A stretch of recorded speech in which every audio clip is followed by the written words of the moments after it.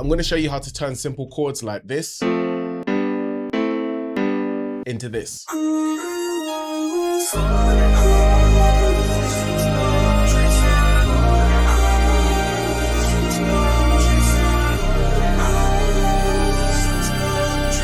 Now, instead of only using minor chords like we do most of the time with trap, there's something else we can do to make melodies that tap into multiple emotions. And that's mixing major and minor chords together. Now, if you're like me and you don't know music theory, this is what's gonna stop you ever getting stuck starting a melody again, so lock in and pay attention. Every key is just 7 notes, and you can build a chord starting on any of those notes. But instead of memorizing a bunch of chord names, we just label the chord spots. Small letters are minor chords for a darker sound. Big letters are major chords for a brighter sound. We use this so you can see 2 things at once: which note the chord starts from and the mood. Now, while this small 5 and this big 5 are in the same spot,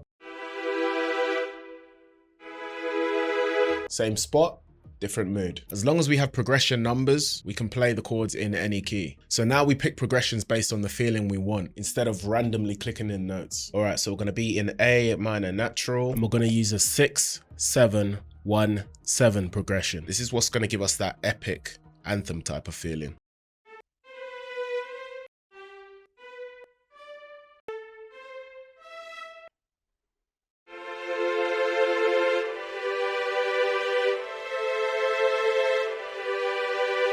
When you're laying your chords down and you're switching between minor and major, if you use the scale highlighter, your instinct may be to just keep switching between major and minor so you get all of the notes right, but don't do that, just leave it on minor. You can build your major and minor chords like this. Because we're starting on F major, our root note is going to be F. Next, we count up to the second note. If the second note in your chord is 4 steps up in the piano roll, so 1, 2, 3, 4, that's a major chord. But if we want to do a minor chord, as you probably already know, it's 1, 2, 3. To get our top notes, we just skip 1 note above the second chord. So for this F major, we go here. For this A minor, we go here. Now let's turn this into a full melody step by step. Now I'm gonna edit these chords a bit to get a sadder kind of vibe.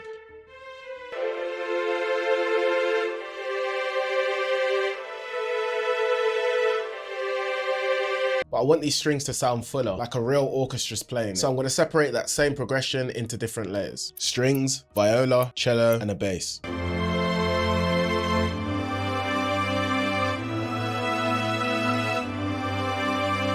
Now for all of these layers, I've been using the Spitfire Orchestra Bank. Next, we're going to move our notes slightly off grid so they're not perfectly on time. Next, we can go to control and use this channel volume control. And we can use this to automate the volume of each of our layers for some more rhythm.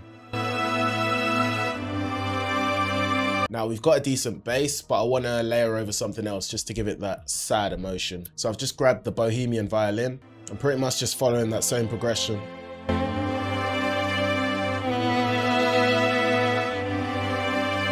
Next, we add in a sub bass following that exact same chord progression. I feel like the melody's moving too fast for the vibe that we want, so I'm just taking all of my notes and stretching the progressions to 8 bars instead of 4. Now this violin pattern isn't really standing out enough, so let's tweak it by raising it up an octave and playing with the pattern.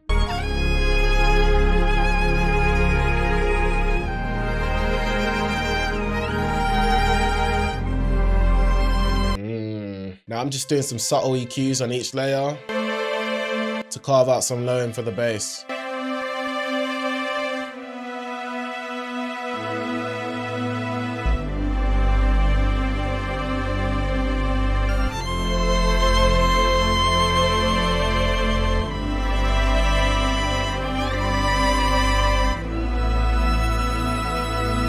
Alright, now here's where we experiment. Let's try merging all of the string layers together into one. We're going to reverse it. We're going to drop that into Edison and hit Control B, which brings up our blur tool. And this is going to give it hella reverb and just blur it. Now let's play with the pitch of the sample.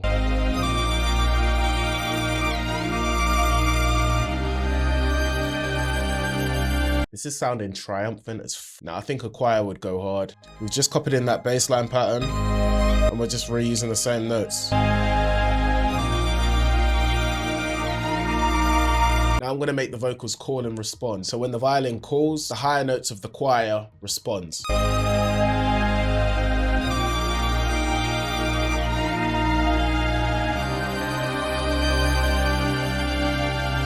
add a bit more depth to our mix, I'm gonna make my violin pan around with some Pancake.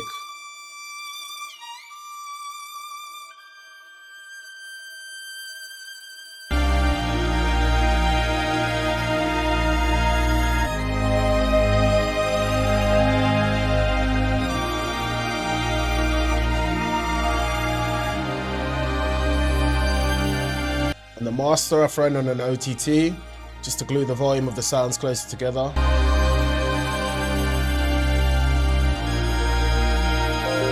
And of course, we've got to grab fresh air for that crispy saturation.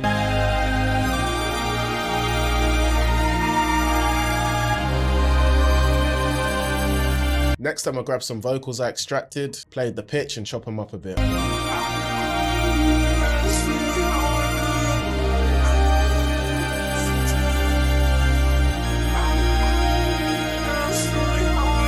Now that bass line sounded a bit too predictable, so I'm going to take one of these notes and drop it down an octave.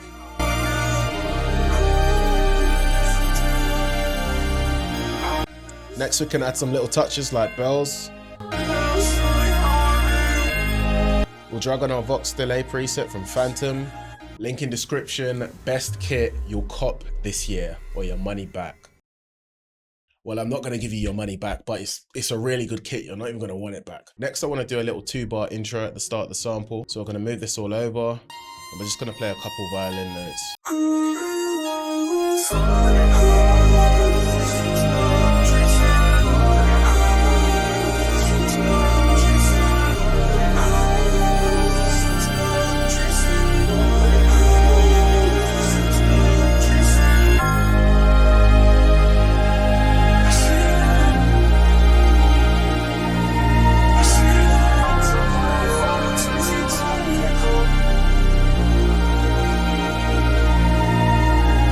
By the way, if you guys would like my help with your production one-on-one and improve 10 times faster, the link to apply to my mentorship program is in the description. So now that we've got a cheat code for our melodies, we need to fix your drums. And you can do that by checking out this video next.